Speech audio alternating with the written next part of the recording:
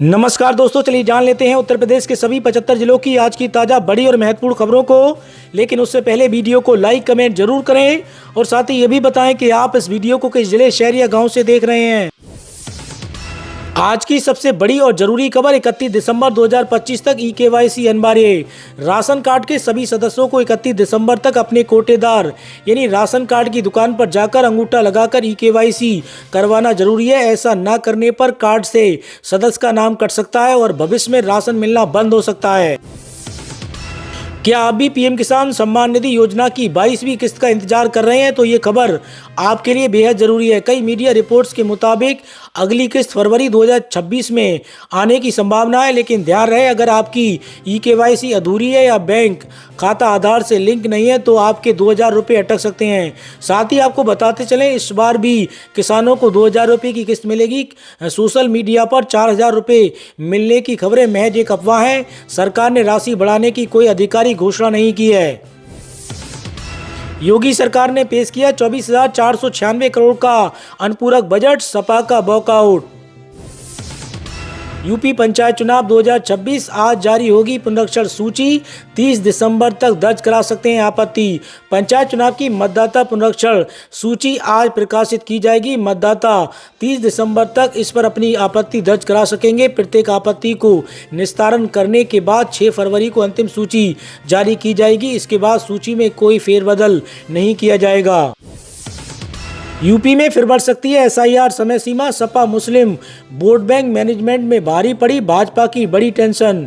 उत्तर प्रदेश में एसआईआर की प्रक्रिया चल रही है। चुनाव आयोग फॉर्म जमा करने की तारीख फिर बढ़ाए जाने की तैयारी में। भाजपा के राष्ट्रीय महासचिव तरुण ने भी भाजपा की कार्यशाला में संकेत दिया है कि यूपी में एसआईआर का समय बढ़ सकता है। साथ ही सांसद विधायकों को नसीहत के साथ चेतावनी भी दी।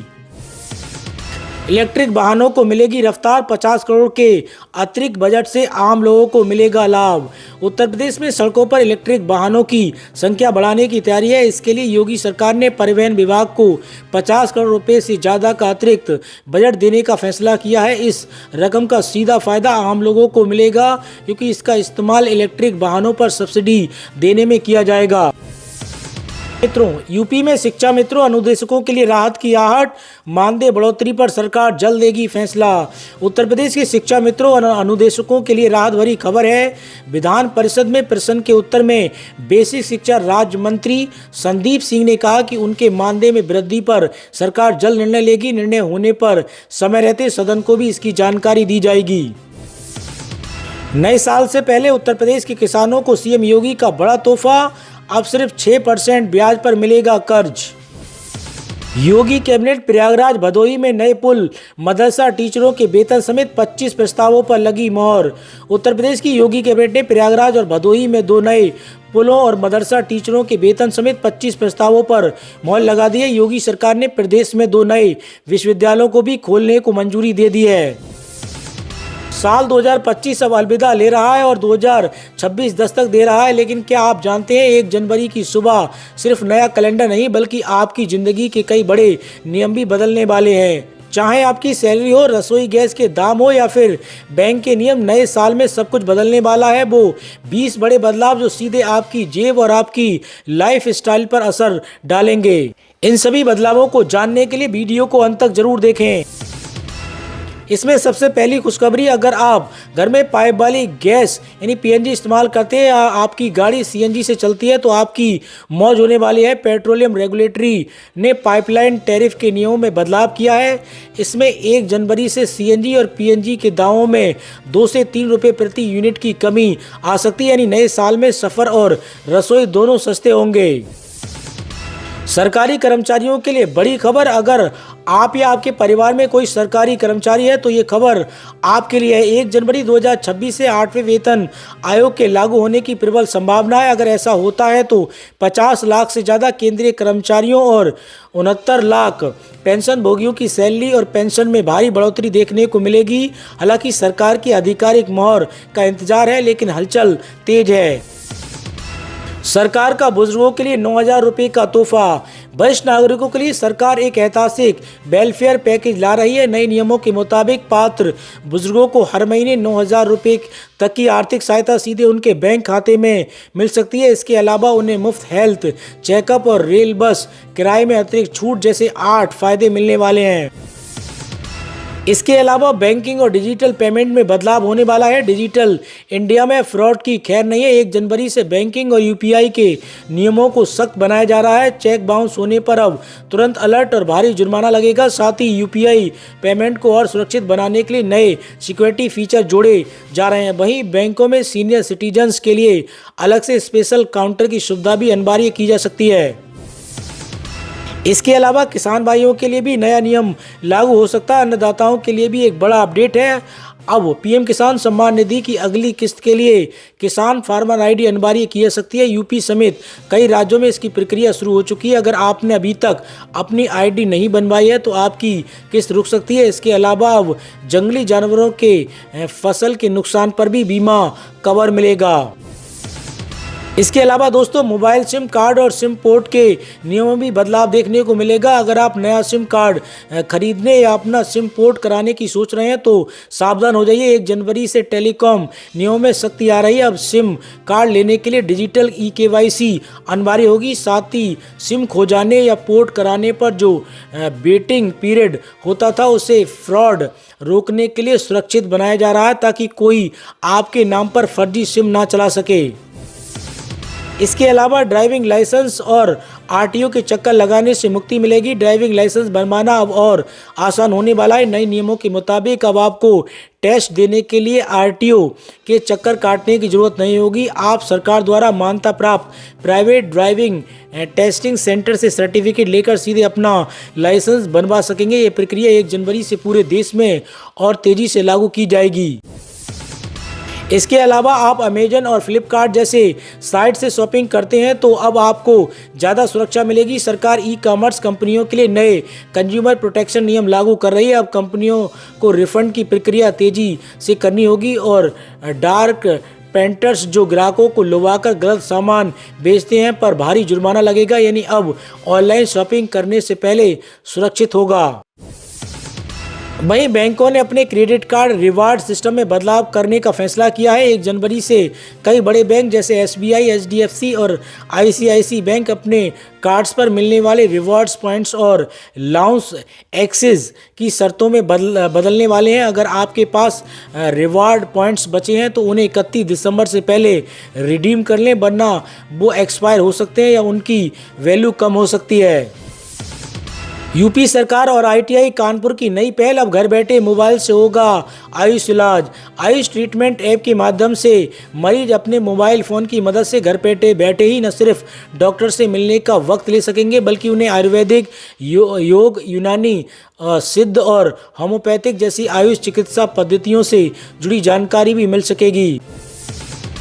इसके अलावा बीमा नियामक IRDAI ने आदेश दिया है कि अब इंश्योरेंस कंपनियों को अपनी पॉलिसी की भाषा सरल रखनी होगी। 1 जनवरी से हर पॉलिसी के साथ एक कस्टमर इन्फॉर्मेशन शीट देनी होगी जिसमें आसान शब्दों में लिखा होगा कि क्या कवर है और क्या नहीं।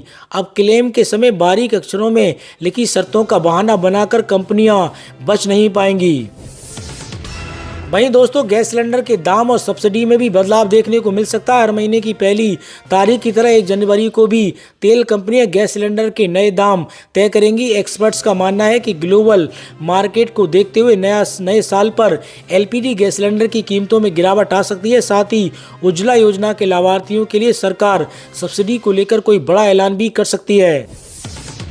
इसके अलावा टोल टैक्स और फास्टैग के नियमों में भी बदलाव होने की प्रबल संभावना है। अब हाईवे पर टोल प्लाजा के पास लंबी लाइनों में लगने का झंझट खत्म होने वाला है। सरकार 1 जनवरी से देश के कुछ हिस्सों में GPS आधारित टोल कलेक्शन शुरू कर सकती है। इसमें गाड़ी में लगे फास्टैग की जगह सीधे आपके बैंक खाते से उतने ही पैसे कटेंगे जितने किलोमीटर आपने सफ़र किया होगा। यानी अब आपको पूरे टोल की जगह सिर्फ सफ़र की दूरी का पैसा देना होगा।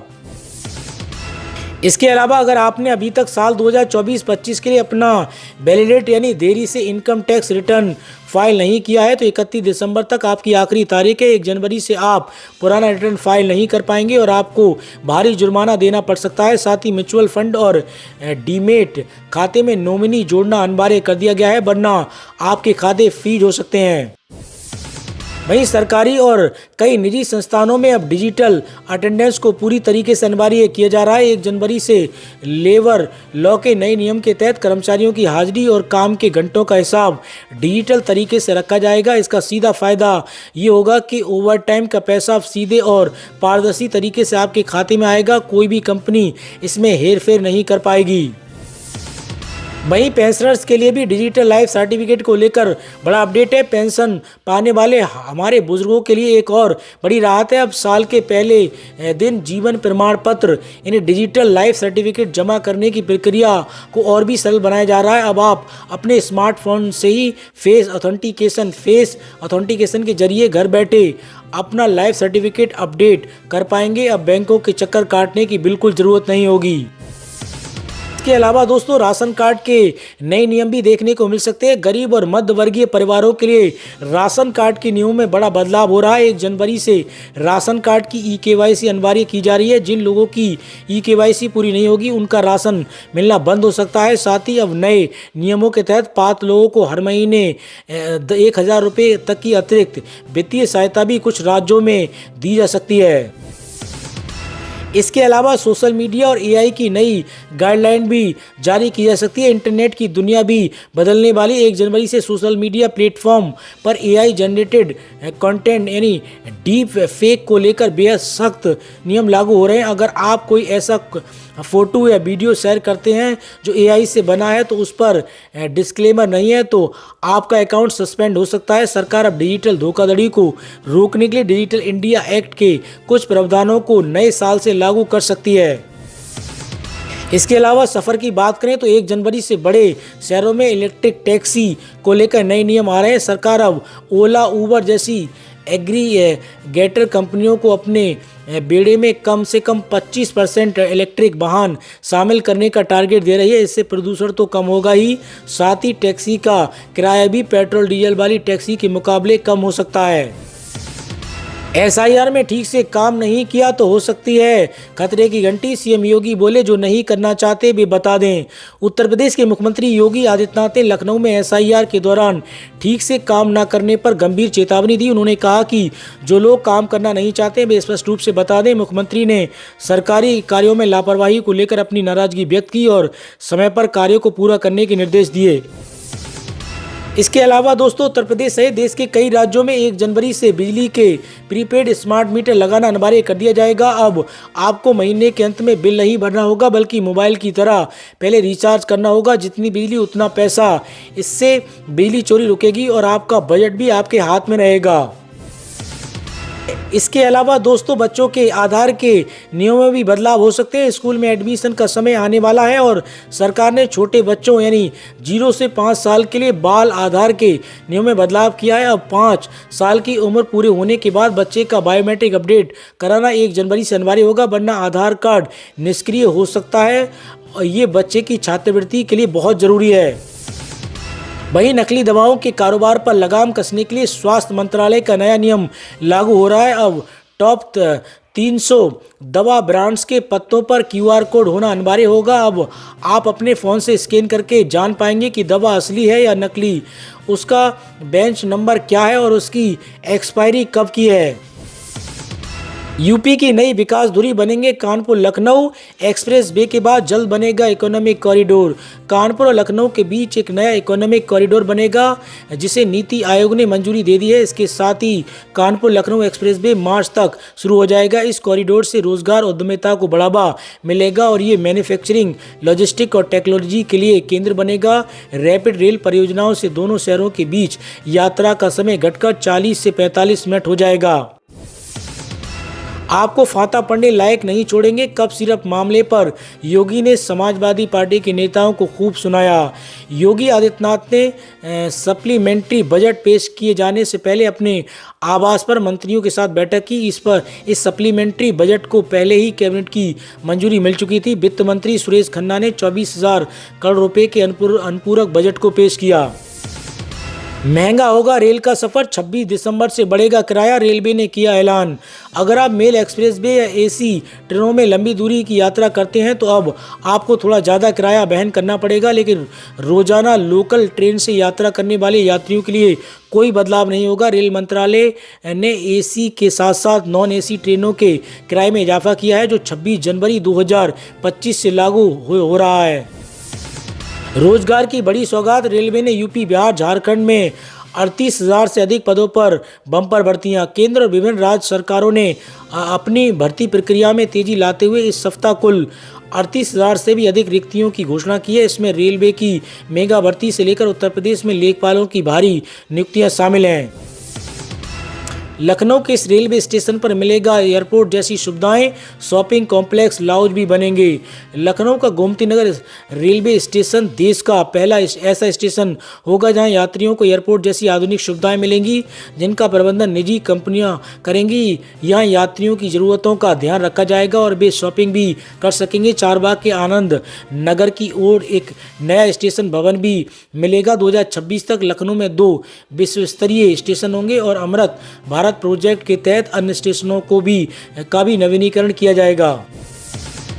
राज कानून से चलता है, धर्म से नहीं, हिंदुओं की रक्षा के सवाल पर मोहन भागवत का मैसेज। भारत एक सेकुलर राष्ट्र है और हिंदुत्व की असली परिभाषा क्या है? आरएसएस चीफ मोहन भागवत ने कहा कि राज धर्म से नहीं बल्कि कानून से चलता है और सेकुलरिज्म शासन की ही एक पद्धति है। उन्होंने युवाओं को एक बड़ा संदेश देते हुए हिंदुत्व को पूजा पाठ और कर्मकांडों से बाहर निकाला है। संघ प्रमुख ने कहा कि मंदिर जाना ही हिंदू होने की अनिवार्यता शर्त नहीं है, बल्कि आपका आचरण ही आपका असली धर्म है। यूपी की 8 लाख बहुओं को ससुराल से नहीं मिल रहा है राशन, समस्या का मायके से कनेक्शन। नियम के अनुसार एक व्यक्ति का नाम एक ही जगह कार्ड पर होता है, कार्ड के लिए अपना विवरण भी देना होता है। प्रदेश की 8 लाख से अधिक महिलाओं की शादी के बाद जब ससुराल वालों ने राशन कार्ड में नाम शामिल करने के लिए आवेदन किया तो आधार कार्ड मिल गया। पता चला कि शादी के बाद नाम स्थानांतरित करना पड़ेगा। किसानों को खेती के यंत्रों पर 80% की सब्सिडी, आवेदन प्रक्रिया शुरू। उत्तर प्रदेश सरकार ने किसानों के लिए बड़ी राहत भरी घोषणा की है। खेती की लागत कम करने और उत्पादन बढ़ाने के उद्देश्य से राज्य सरकार ने कृषि यंत्रों पर 80% तक सब्सिडी देने की प्रक्रिया शुरू कर दी है। इस योजना के तहत किसान अब आधुनिक मशीनों की मदद से कम समय में बेहतर खेती कर सकेंगे और उनकी आय में सीधा इजाफा होगा। सीएम योगी की लघु व सीमांत किसानों को बड़ी सौगात, अब सिर्फ 6% ब्याज पर मिलेगा लोन। यूपी सहकारी ग्राम विकास बैंक का रेट ऑफ इंटरेस्ट लगभग 11.5% है। किसानों को इसका काफ़ी ब्याज देना होता है। सरकार इसे कम करने की दिशा में बढ़ रही है। लघु एवं सीमांत किसानों को ये लोन अब महज 6% पर मिले हैं। प्रदेश में मुख्यमंत्री कृषक समृद्धि योजना के अंतर्गत 6% पर लोन एलडीबी के माध्यम से उपलब्ध कराएंगे। शेष योगदान राज्य सरकार की ओर से किया जाएगा। सड़क किनारे टेम्पू, बस या रिक्शा नहीं खड़े होंगे, सीएम योगी बोले। लापरवाही पर चालान नहीं, जब्त करें गाड़ियां। उत्तर प्रदेश के मुख्यमंत्री योगी आदित्यनाथ ने कहा कि केवल चालान करना सड़क दुर्घटनाओं का स्थायी समाधान नहीं है। जो लोग आदतन यातायात नियमों का उल्लंघन करते हैं उनके विरुद्ध कठोर कार्रवाई की जाए। ऐसे मामलों में ड्राइविंग लाइसेंस जब्त करने और वाहन सीज करने की स्पष्ट नियमावली तैयार कर उसकी सख्ती से पालन किया जाए। यूपी में पंचायत चुनाव की तैयारियां शुरू, आरक्षण तय करने के लिए निदेशालय ने मांगे जनसंख्या के आंकड़े। उत्तर प्रदेश में पंचायत चुनाव की तैयारियां शुरू हो गई हैं। निदेशालय ने आरक्षण तय करने के लिए जनसंख्या के आंकड़े मांगे हैं। चुनाव आयोग ने वोटर लिस्ट पुनरीक्षण का काम भी शुरू कर दिया। माना जा रहा है कि इस बार चुनाव में युवाओं और महिलाओं की भागीदारी बढ़ेगी। पीएम मोदी के 25 दिसंबर के यूपी दौरे की तैयारियां तेज। 25 दिसंबर को अटल बिहारी वाजपेयी की जयंती पर प्रधानमंत्री नरेंद्र मोदी का उत्तर प्रदेश का दौरा प्रस्तावित है। मुख्यमंत्री योगी आदित्यनाथ ने भाजपा मुख्यालय में वरिष्ठ अधिकारियों के साथ बैठक कर सुरक्षा और कार्यक्रमों की तैयारियों की समीक्षा की। सोना चांदी ऑल टाइम हाई पर। सोना 2191 रुपये से बढ़कर 1.34 लाख का 10 ग्राम हुआ। चांदी 7660 रुपये से महंगी होकर 2.08 लाख किलो बिक रही है। सोने चांदी के दाम आज ऑल टाइम हाई पर पहुंच गए। India Boolean and jewellers association के अनुसार सोना 2191 रुपये से बढ़कर 1,33,970 रुपये प्रति 10 ग्राम हो गया। इससे पहले ये 1,31,779 रुपये पर था। वहीं 1 किलो चांदी की कीमत 7,660 रुपये से बढ़कर 2,07,727 रुपये पर पहुंच गई। इससे पहले ये 2,67,000 रुपये थी। इस साल अब तक सोना 57,808 रुपये और चांदी 1,21,710 रुपये महंगी हो चुकी है। सुमन गिल बाय बाय, श्रेयस अय्यर होंगे वनडे टीम के नए कप्तान। वर्ल्ड कप से पहले हैरत अंगेज खुलासा। सुमन गिल के लिए मुश्किलें बढ़ती दिख रही हैं। उन्हें इसी साल पहले टेस्ट टीम और फिर ओडीआई टीम की कप्तानी सौंपी गई थी। इसके अलावा वो T20 के उपकप्तान भी बने हुए थे। 20 दिसंबर को जब T20 वर्ल्ड कप 2026 के लिए भारतीय स्क्वाड का ऐलान हुआ, इसमें दूर दूर तक सुमन गिल नहीं दिख रहे थे। अब खबर यह है कि सुमन गिल से वनडे टीम की कप्तानी छीन सकती है और श्रेयस अय्यर नए कप्तान बन सकते हैं।